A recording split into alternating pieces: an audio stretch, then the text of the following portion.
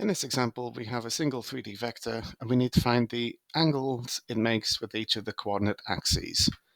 So let's use a bit of 3D GeoGebra to help us here. Here is the vector in 3D space.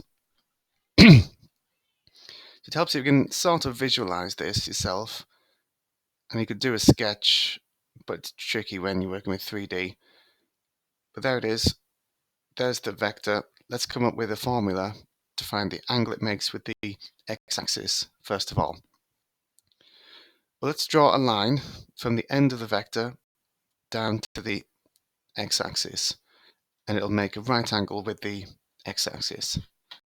So there it is, making a right angle with the x-axis. Now, how long will that line along the x-axis be? Well, it'll just be the x component of the vector, in this case 2. So this length will be 2. We're trying to find the angle here, and we can also easily work out the length of the vector, which is the hypotenuse. So using the hypotenuse and using the adjacent, we can use cos or cosine to find this angle here. And that is the angle we're trying to find. So there's what it should hopefully be, 57.69 degrees.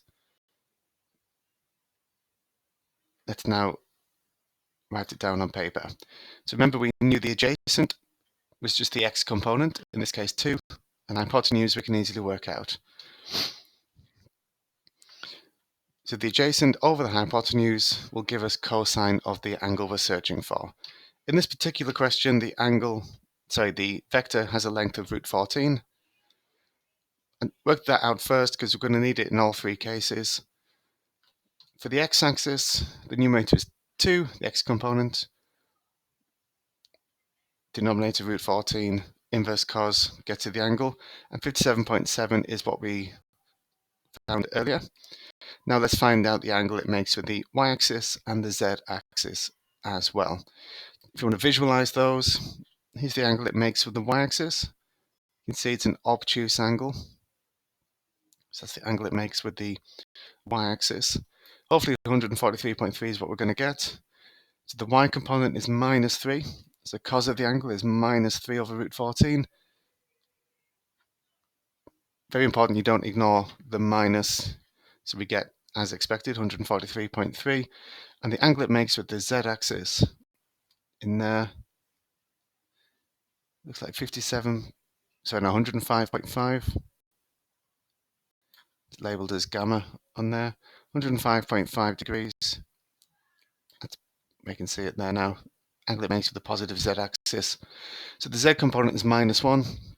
So cos of the angle will be minus 1 over root 14. Don't ignore the minus. Rearrange, and as expected, 105.5 degrees. So those are the three angles it makes with the coordinate axes.